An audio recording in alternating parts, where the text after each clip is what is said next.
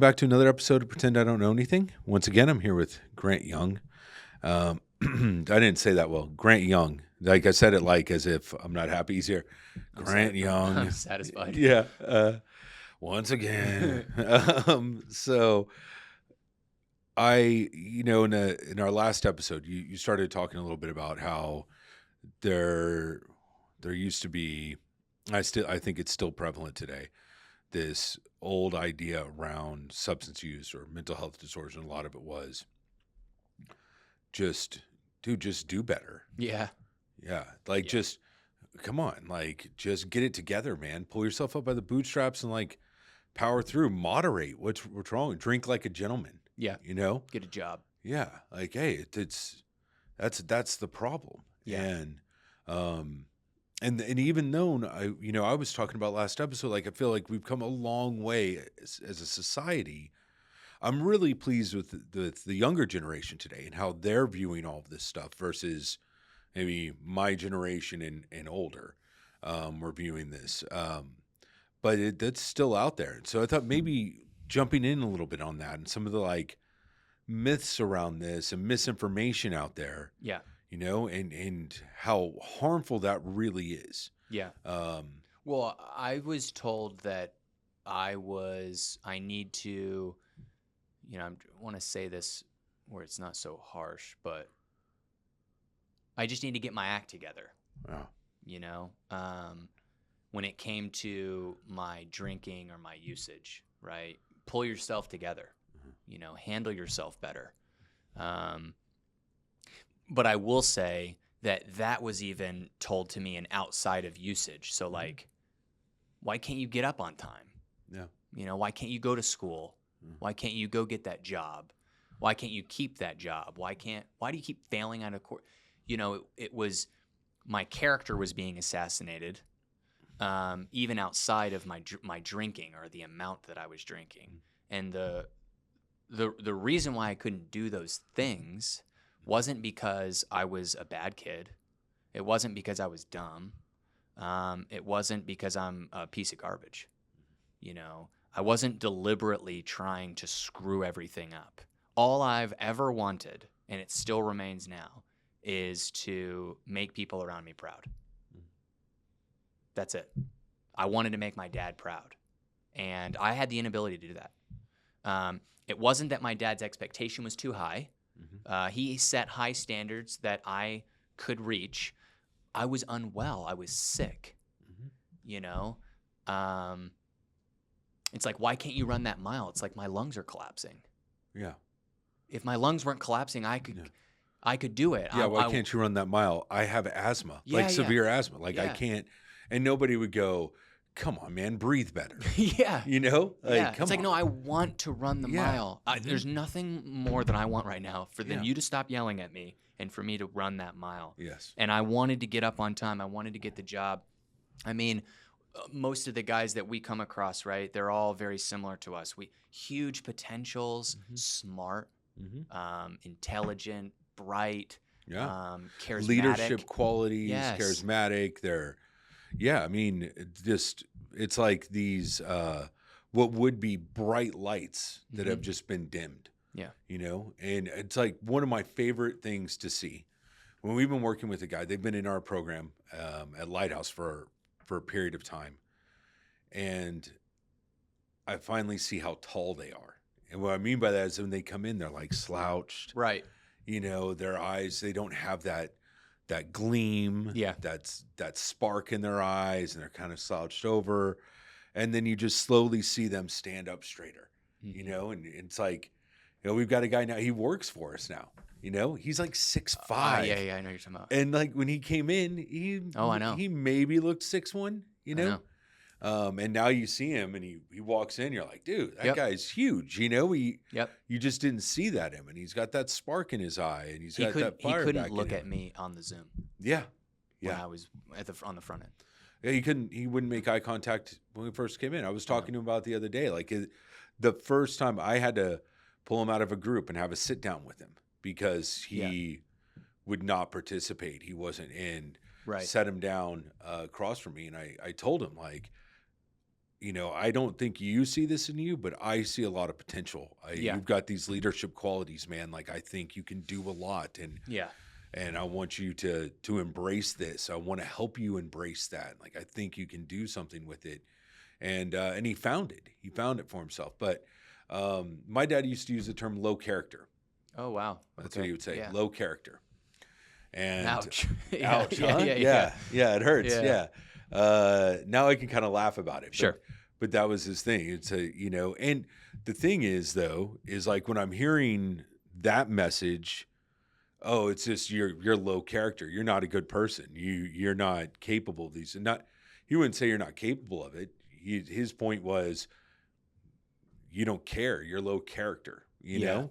So that bar for me dropped, right? So things that would be considered low character didn't concern me as much. I'm a piece of crap anyway. What does it matter? Yeah. I'm a bad person anyway. What does it matter? Yeah. My standards for myself were slowly, dropping all the time. And substance use does that to you anyway. Mental health can do that to you anyway. Things that used to matter quit mattering. It's just, it comes with the territory. It's part of depression, and anxiety can drive us in that. And OCD can drive us in that. And the substance use definitely can. Yeah. The further we progress in that, where that becomes all that matters, and we're getting that, what Dr. Keels always calls the cheap dopamine, that becomes the only thing that matters to us. Then what else? Then nothing else has any importance. But I think that stuff started to drop before, So some of my like old friends, even in high school, started distancing themselves from me. And I started hanging out with guys that were, were a little more aligned with my lack of values anymore, and getting into, more and more troublesome situations. Yeah. Yeah. But that idea, and I hated myself forever for that, right? I hated myself long before that started. I think it was one of the driving things for me, and all of it was I felt like I was unlovable and I was no good. But certainly being told that I was low character didn't help that. I'm not blaming this on my father, right? Like, it was his views, how he saw the world. It was also the way most of his generation saw it. Sure. So I'm not saying like, oh, it's his fault I have substance use disorder, or his fault that he never meant for me to feel that way about myself. And later on, I even learned that, like, when I got sober and he approached me and said, listen, son, all I ever wanted for you was to be happy, and you've just never been that way. Yeah. Right. But I saw it this way, Well, we were never in a position to be able to hear it. Yes. We weren't in a position to be able to hear it at that time. Yeah. I remember getting sober and then calling my dad being like, yeah, a lot of the things that I learned in treatment, like, you've been telling me my whole life. Yeah. I just was never in a position to be able to hear it. Yeah. I took it the wrong way. It was, all my dad wanted me to do was be successful. No. To live up to my potential, because he knew what I would be capable of. Yeah. That's all he wanted. And he's not an expert in addiction and mental health. No. He's not supposed to be. No. He's an airline pilot. Yeah. He could fly you around. He's not supposed to give you advice on that stuff. Yeah. And so I think, this segment that we're talking about is really for the individual out there that is maybe listening or has a family member that could relate to this, or a friend or whatever have you. But if you are trying to do this on your own and you are coming up short, it doesn't mean that you're dumb. It doesn't mean that you're not worth it. It doesn't mean that you're not capable. You just may doesn't mean that you're bad. Right. That you're of low character. Right. You just might have a different blueprint than what maybe other treatment professionals You have a disorder. Yeah. And, just like the asthmatic that can't run a marathon. Yeah. Right? Like, there is help available, and you need the help. Yeah. You need the help. I needed the help. Yeah. I still utilize this stuff. Right. Well, when we first get sober, the bar is not set super high for that, for a very good reason. They wanted, if I could not use, huge. Yes. If I could get out of bed at a reasonable hour and go to that group room 1 and sit. Yeah. That's a really good day. Well, And, you know, I mean, at first, that's how it is. and how of it, like, there's another misconception, even when families have kind of come to terms with, okay, there is this problem, and it's like it is out of his control now. Yeah. It's like I'm saying, the last 2 years of my use, it was, I mean, there were times in there where I'm like, I want to go get wasted, but most of the time, I was trying not to go that route, you know, and I was still doing it. I was using against my will. I certainly did not want to lose everything again. I certainly did not want to hurt everybody that cared about me once more. Right.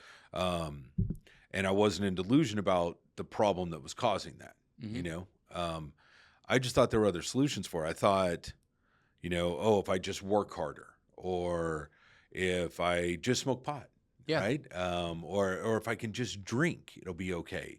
If I hang out with different people. Yeah. You know, if I just got that really great job, if I just finished that class, if I just, oh, I just need to get out of this town. Yeah. Right? Like this town is bad. Like this is not good for me. Yeah. Turns out they were all good towns. Just I was there. No town was good for me. Right. Right. Because of me. Yeah. But then I use, like, as each one of those ideas that I could come up with failed once again. I use that as an opportunity to say, yeah, I am low character. See, I'm worthless. I'm not good enough. I can't do this. Yeah. Well, we haven't even gotten into, and maybe we would in future episodes and stuff, but to plant a seed of when we do get well and we start having that feeling of I'm doing good, the work that we have to put into, I don't deserve it. Oh, man. It almost reemerges a bit. And I don't say that to scare anyone. It's the truth for me. And I know it's for you. I know your story too. Yeah. To how to battle that piece. Well, honestly, I was at highest risk, even in my addiction, in those moments. Yeah. It's like when good things were happening, that's when I was most uncomfortable. Yeah. Right? The chaos and failure became comfortable for me. That was my expectation for me. So anything other than that made me feel like this is going to be stripped from me. They're going to, I would have the fraud syndrome. Yeah. Imposter syndrome. Imposter syndrome. Yeah. So I would, they're going to find out who I really am. They're going to find out who I really am. And then, oh, when my mom told me I'm so proud of you. Oh, dude, that hurt so bad. Yeah. Because I should say this, when my mom is telling me I'm so proud of you and I'm in inpatient treatment and have been there for 3 weeks, and that's why she's so proud of me. I could take it so many different ways, but how I took it then was I am really a screw up if my mom is so proud of me for being here for 3 weeks. Yeah. While my sister, on the other hand, is doing fantastic. You know, like how proud of you are of her. I'm only here for 3 weeks, you know, and it's.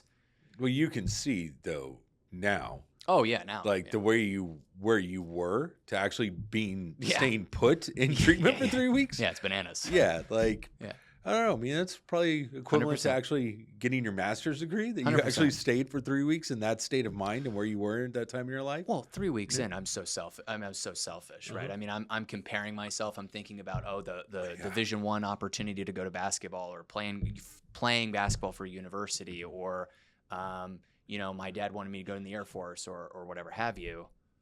Yeah. And you're so proud of me for doing this. Like, again, I'm not worth it. I don't deserve this. You don't know the half of what I've been doing. The moment you find out who I am, you're not going to say that. I hope I don't screw this up. Yeah. Anyways. But well, hey, let's keep going. Cool. I like where we're at. Let's just keep going. You know, we normally do 15. Let's just roll it on out. Yeah. So another part of that too is that I blamed everybody else for expectations. You know, like, oh, well, it's your fault because you expect something from me and I am not good enough for that. You know, and I would use that to fuel on the fire, be resentful at them. Like I blamed my dad for it forever. Like you had these higher expectations of me that my sister's a doctor, my brothers are both very successful, and You have this expectation I'm going to be like them, and Right. I'm never going to be like them. I was never going to be like them because I'm not good like they are. I'm not You know, them. I'm not them. And that was never my dad's expectation. Right. He didn't care about that. I was so selfish and so self-centered that everything was about external validation. And my definition of success was totally skewed. It was all about, how much money was in the bank, or what the salary was, or what kind of car I was driving, or how pretty my girlfriend was. Like it wasn't even whether I liked her or not. Right. It was all about external validation. Yeah. And because I had none internally, Mm-hmm. and then I blamed everyone else for it. And it was all, that was all on me. It was all part of the disorder. It was all part of the illness, Yeah. and I had to heal. I mean, you said something about like 3 weeks in treatment and even 30 days in, like, we have this idea that a lot of people have this idea, if you just go 28 days of treatment, it should be fine. At 30 days sober, my best idea was, I'm going to get a job. I'm going to get the car that's waiting for me. Yeah. I'm going to go buy a quarter pound with 4 ounces of cocaine, and I'm going to traffic that to New England and sell it. That was my best idea at 30 days sober. Yeah. For my life plan. I was nowhere near okay. No. At 30 days sober. No. I spent 13 months in a sober living program because I needed that. I was incapable of making a good decision for my life at 30 days. Yeah. I was incapable at 60 days. I definitely was incapable at 80 days because I went out on a relapse because I was so sure I knew what I needed and that I'd already found that solution. Convinced. Yeah. Yeah. And then I needed that experience to convince me I wasn't convinced, that I did not know, and I needed to do something more. Yeah. Yeah. But I mean, I think just this idea too that is another like myth around mental health and substance use, because just the idea with mental health that like, okay, I got the evaluation and now I'm on this medication, and once that kicks in, everything's going to be fine. And it generally isn't. That's right. We think if I just take this, I'll be happy. It'll be okay. No. Yeah. There's a recovery period after. It's like, you don't get surgery and then just go right back to what you were doing. There's usually a recovery process. And with both sides of it, especially both sides when they're being treated in conjunction, it takes time. Yeah. And we've got to work through these things. And it takes time for the brain to heal. And they say, most people say a year sober for the brain to really heal up. I feel like it's probably a little bit longer. I would say at 9 months sober, I felt like my brain was operating as efficiently as it was when I was actively using. Yeah. That when the substances were out of my body, I went into kind of a shock. My memory was shot. I could read the words on the page, but I couldn't retain information. I was really struggling to just connect the dots, and I was too embarrassed to say anything about it. And too much shame to say when my sponsor's like reading the book with me, for me to say, I don't know what the hell you're talking about, man. And I don't think he was experienced enough to recognize that, and my next sponsor was. Sure. But no fault of his own, right? But I needed time. I needed to heal. And that's with anything. If I'm taking another medication for mental health, it takes time for that to titrate and build up in my system before it starts working properly. And then oftentimes what people want to say is, oh, well, I don't feel it. Well, you shouldn't necessarily feel it. That is kind of an addictive mindset that if I take this pill, I should feel it instantly, or I should feel happy instantly. That's not generally the case. What I should feel is level. Yeah. Well, and most people will start to notice that you're doing better before you recognize that you're doing better. People will say things like, dude, you're like looking better. You seem like you're happier and stuff. And it's like, I feel. Oh, you're standing up straighter. Yeah. Like I feel zero difference. I don't know what you're talking about. But people can see that stuff before you start recognizing it. I think for me too, when we're talking about it takes time, is I need to experience some life stuff. at the beginning of these episodes, we're talking about like when we're in active addiction, we're like in this like almost 911, like we need to get to a bubble and stabilize, I mean, you were mentioning your best idea. I mean, I seriously considered at 30 days sober to sneak out of my inpatient. I was going to tie literally climb down the wall with sheets. This is a legit idea. I could have just gone out the door. The door was unlocked. I'm not kidding you. Yeah. I was going to go out the window and go to this girl that I was in treatment with. She had discharged and gone to a local sober living. My idea was to go see her. Now, when I'm saying it out loud right now, there was no plans of where I would stay. Yeah. I just wanted to go see her, but she's in a women's sober living, so I can't stay there. Yeah. Like, where would I go? Yeah. Like, what would I do after I got done seeing her? Like, that was my idea, and that was a really good idea. And every piece of me wanted to go do that. Thankfully, I didn't. Yeah. I don't know why I didn't, but I just didn't do it. But I needed to. I would take up 4 hours of this podcast, so I'm going to try to make this super brief, but I needed to experience meeting new people in sobriety. I needed to experience following rules outside of the inpatient facility, right? So like a new environment I needed to experience. Yeah. I needed to experience different forms and different types of therapies. Just throw the wall at me, if I'm being honest, for me. I needed to experience. I was a lifeguard in high school, and I said to myself, "Well, I could go be a lifeguard." Like, hey, what are we going to do for work? Yeah. And I remember halfway through the course of getting my certification in a new state, I decided I just don't want to do this anymore. And I remember my case manager. This is so pivotal. You must finish. Yeah. You don't have to be a lifeguard.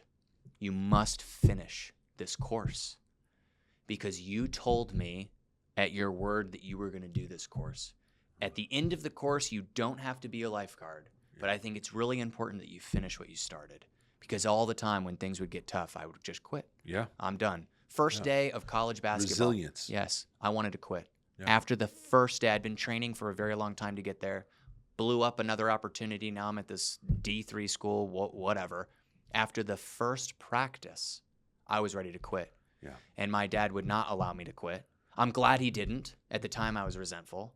Yeah. Same thing with the lifeguarding thing, but I needed to experience that in sobriety. Yeah. I did not end up being a lifeguard, but I finished that course. And I remember at the end of the course, I needed to experience these things in sobriety over a period of time. And I could go on and on and on. Girlfriend, job, losing the job, getting a dog dies, girlfriend breaks up.